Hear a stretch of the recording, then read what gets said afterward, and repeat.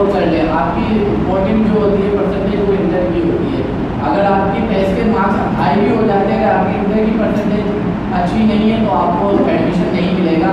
Admission सिर्फ उन्हीं को मिलेगा जिन्होंने इंटर में हाई किया है। फील्ड का बात करें कि जो इंजीनियरिंग डिपार्टमेंट है वो सिर्फ एक ही इंजीनियरिंग होती है कैंपस।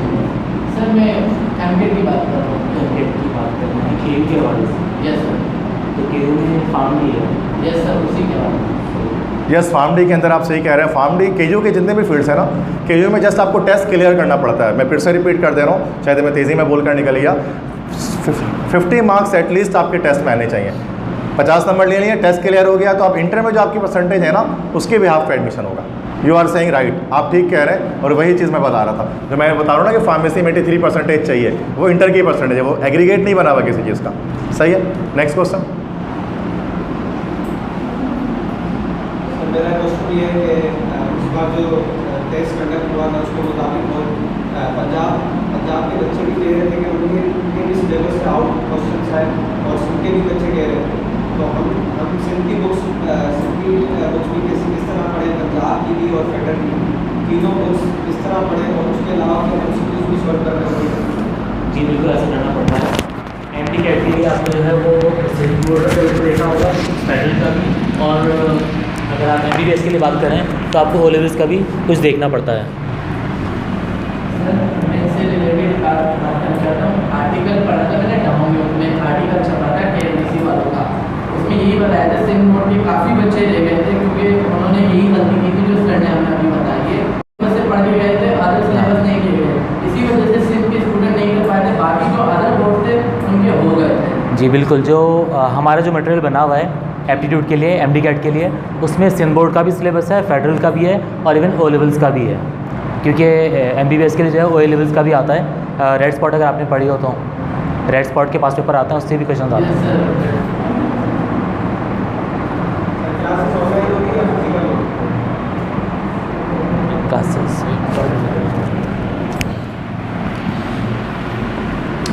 अगर किसी को और कुछ माइंड में क्लियर ना हो तो पहले सवाल करना, उसके बाद फिर मैं डिटेल डिस्कस करूँगा। जी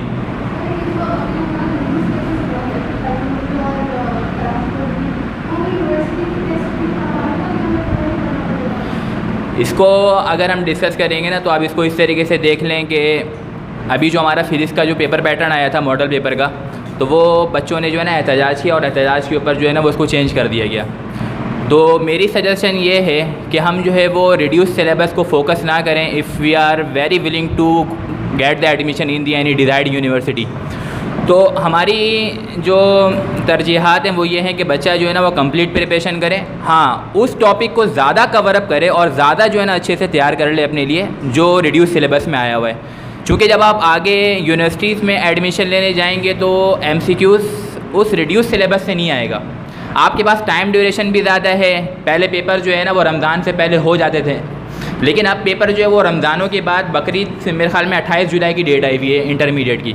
अगर फिर इतना टाइम पीरियड होने के बावजूद भी हम अगर रिड्यूस सिलेबस में अगर चिपके रहेंगे तो मेरा नहीं ख्याल कि ये जो है ना एक अच्छे स्टूडेंट्स की अलामत है। तो आप जो है ना कंप्लीट प्रिपरेशन के ऊपर फोकस करें।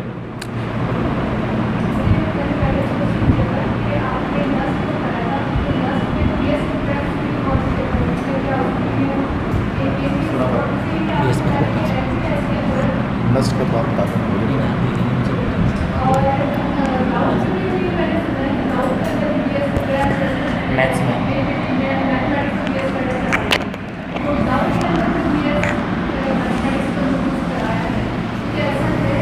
जस्ट बिल्कुल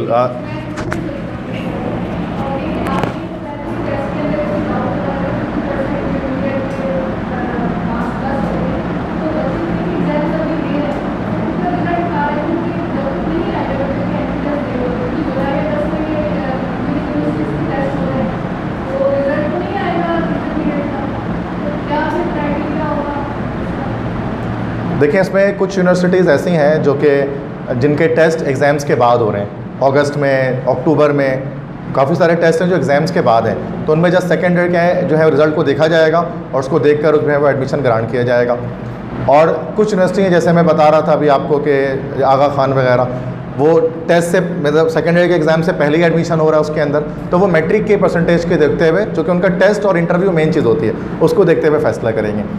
आपने कहा कि बीएस प्रोग्राम के बारे में, तो बीएस मैथमेटिक्स की जब हम कराची में बात करें तो कराची में बीएस मैथमेटिक्स के लिए हमारे पास कराची यूनिवर्सिटी, उसके बीएस मैथ्स का डिपार्टमेंट है, मॉर्निंग और इवनिंग दोनों में, वो एक अच्छा डिपार्टमेंट है।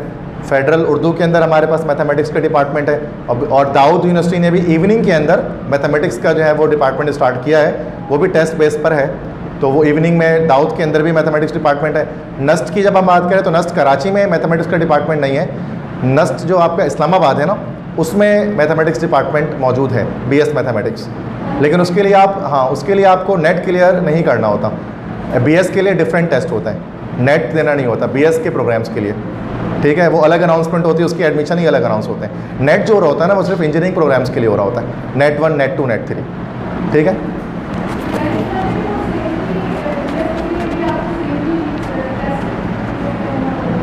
नहीं, बीएस प्रोग्राम्स जो है ना, जैसे डाउ मेडिकल है, अब डाउ मेडिकल में भी जो एनएमडी कैट हो रहा है ना, एनएमडी कैट का जो टेस्ट होता है वो एमबीबीएस और बीडीएस के लिए होता है। अब डाउ में फार्मेसी भी है, लेकिन उस फार्मेसी का टेस्ट वो अलग कंडक्ट करता है, वो एनएमडी कैट के थ्रू नहीं होता। और डाउ में और बहुत सारे फील्ड्स हैं, बायोटेक्नोलॉजी वगैरह, उन सब के वो अलग टेस्ट कंडक्ट कर रहे होते हैं। तो ये जो नेट के जो टेस्ट होते हैं ना, वो इंजीनियरिंग यूनिवर्सिटीज़ के लिए टेस्ट हो रहे होते हैं ना मेन उसके अंदर।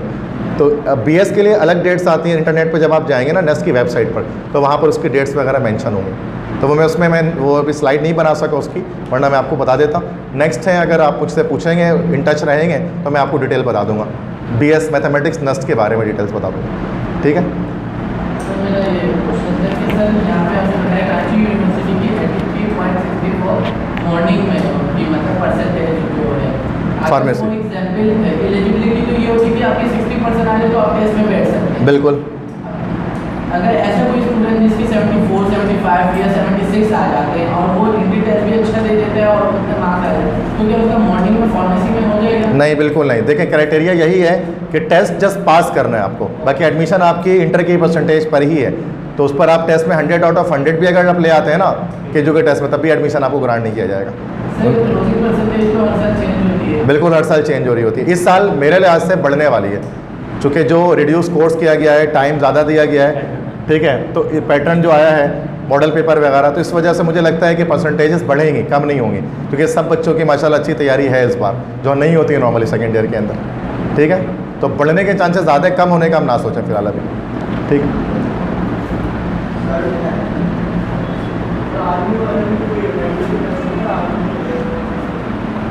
आर्मी में क्या कह रहे हैं, फिर रिपीट। हाँ, आर्मी के हाल है, सही मैं बता रहा हूँ ना कि आर्मी के थ्रू जो कॉलेजेस हमारे पास चल रहे हैं ना, तो वो नम्स का जो मैं बता रहा था, national university of medical sciences, तो कराची में जो है वो बहरिया यूनिवर्सिटी है, और इस्लामाबाद में रावलपिंडी में आर्मी मेडिकल कॉलेज है। उसके थ्रू अच्छा, उसमें जाने के दो तरीके हैं, या तो आप नम्स का टेस्ट क्लियर करके आप चले जाओ एज ए इंटर स्टूडेंट। दूसरा तरीका क्या है, by being commission officer in Pakistan army. आप इंटर के बाद पाकिस्तान आर्मी के कमीशन का टेस्ट दो, है ना, वो उसके कमीशन का टेस्ट देकर आप उसमें क्वालिफाई करो, तो अगर आप इंटर से आपने प्री मेडिकल से किया होगा तो आपको डायरेक्टली वो जो है वो आर्मी कॉलेजेस के अंदर एमबीबीएस करवा देंगे। बट वो ज़्यादा टफ होता है, उसमें कंपटीशन बहुत सख्त होता है एज ए कमीशन ऑफिसर जाने के लिए। नम्स के थ्रू टेस्ट देकर आप आराम से जा सकते हैं, ये आपके ऊपर है। अगर आपको लगता है कि आपने अपने आप को तैयार किया है इसकी आर्मी के टेस्ट के लिए, अगर आप रेडी हैं तो आप इंटर के बाद लाजमी ट्राई कर सकते हैं इसके लिए। बिल्कुल, उसमें आप आर्मी के अंदर तो फिर वही ना कि वो एक अलग, फिर उसका वो एक अलग पूरी चीज़ है कि आर्मी का टेस्ट किस तरह होता है। उसमें मेडिकल टेस्ट भी है, उसमें आपके पास फिजिकल टेस्ट भी है, साइकोलॉजिकल टेस्ट भी है, रिटन टेस्ट भी है, ISSB टेस्ट भी है। तो वो उसके बारे में हमने डिस्कस नहीं किया अभी कुछ भी, वो एक अलग एक पूरी डायमेंशन है। कभी टाइम मिला उस पर बात करेंगे, फिलहाल वो अगर आप अलग से मुझसे डिस्कस करना चाहोगे तो कर लेंगे, ठीक है। आर्मी के थ्रू किस तरह आप जा सकते हैं, मैंने भी जो बताया वो सिर्फ इंटरमीडिएट के थ्रू बताया किस तरह से आप जा सकते हैं, ठीक है। Any more question?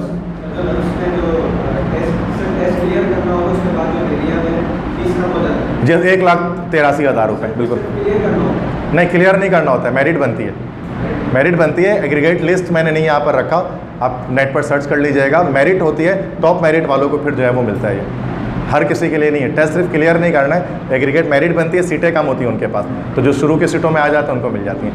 लेकिन अगर आपका माइंड बन चुका है तो आप उसको ज़्यादा रिसर्च करें इसके बारे में। सेमिनार में बस मैंने आपको शेडो दिया है, हल्का सा बताया है, क्योंकि ऐसा ऐसा भी होता है, आप इसके बारे में और ज़्यादा मज़ीद जाकर देखें, पढ़ें इसके बारे में, नम्स के बारे में, नस्ट के बारे में। बोलें जैसे आपने दूसरे मेडिकल यूनिवर्सिटीज़ के बारे में बताया कि किंग एडवर्ड के बारे में, बिल्कुल। अगर वहाँ टेस्ट देना होगा तो उसके लिए क्या है? बगैर टेस्ट के वहाँ टेस्ट देना होगा, वहाँ टेस्ट देना होगा तो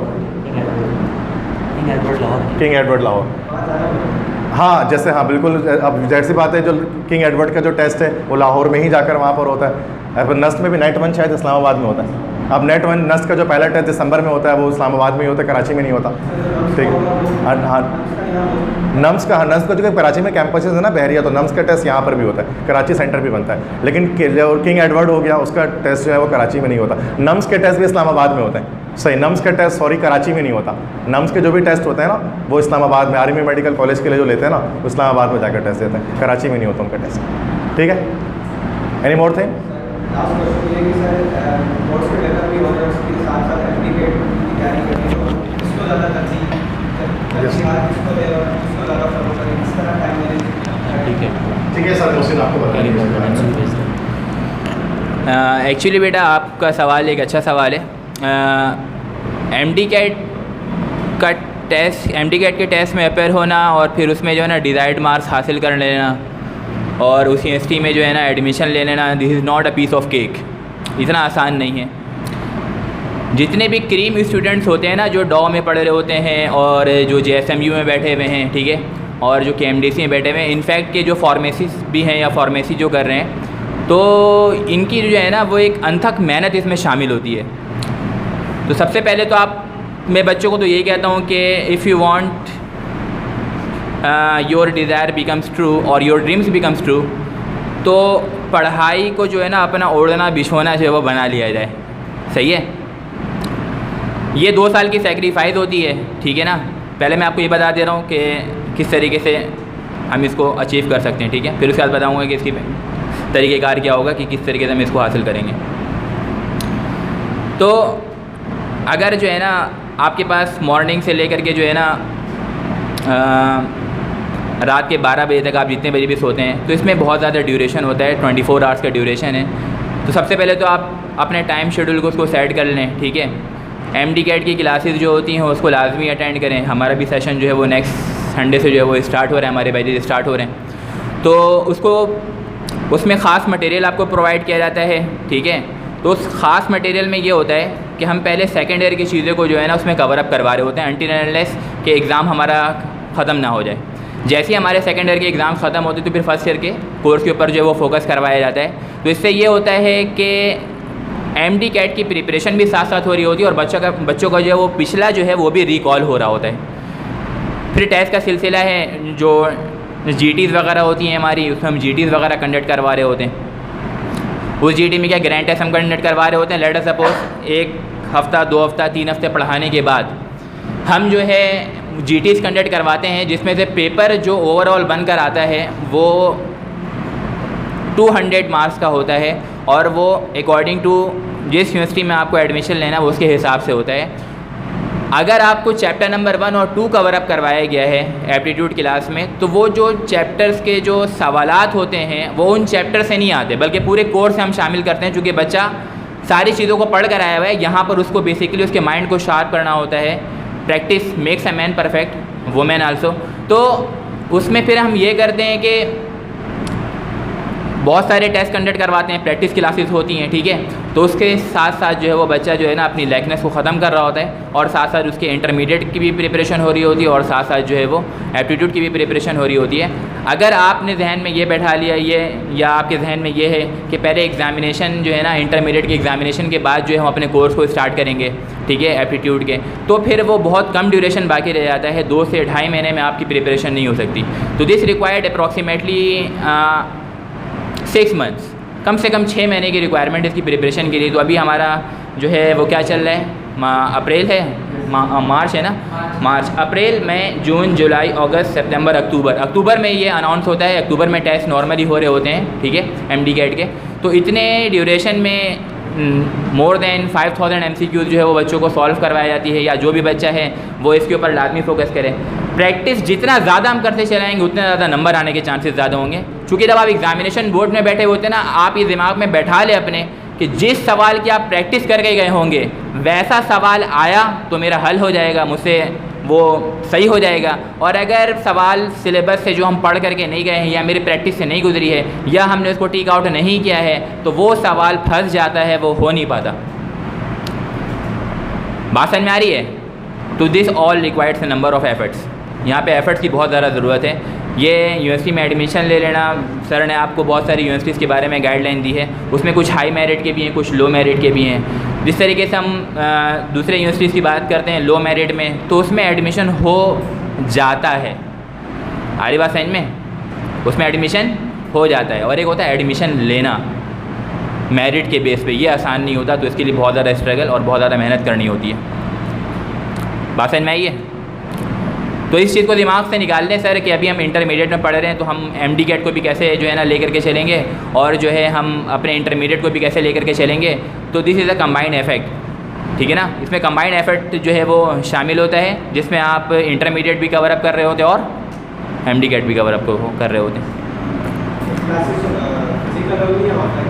क्लासेस बेटा अनटिल अनलेस अगर गवर्नमेंट ने ये अनाउंस नहीं किया कि एकदम इदारों को बंद कर दिया जाए तो फिर हम ऑनलाइन क्लासेस जो है वो कंडक्ट करेंगे, वरना हम इंशाल्लाह ताला जो है हमारा फ़िज़िकल क्लासेस के चांसेस जो है वो तकरीबन 90% फ़िज़िकल के चांसेस हैं। कौन चाहेगा कि हम ऑनलाइन के चक्कर में पढ़ें जब फ़िज़िकल क्लासेस में चीज़ें ज़्यादा बेहतर तरीके से समझ में आती। हाँ, ऑनलाइन तो बस वो एक नथिंग इज़ बोलते हैं ना कि to do something is better than nothing, तो वो जाहिर सी बात है वो करना चाहिए।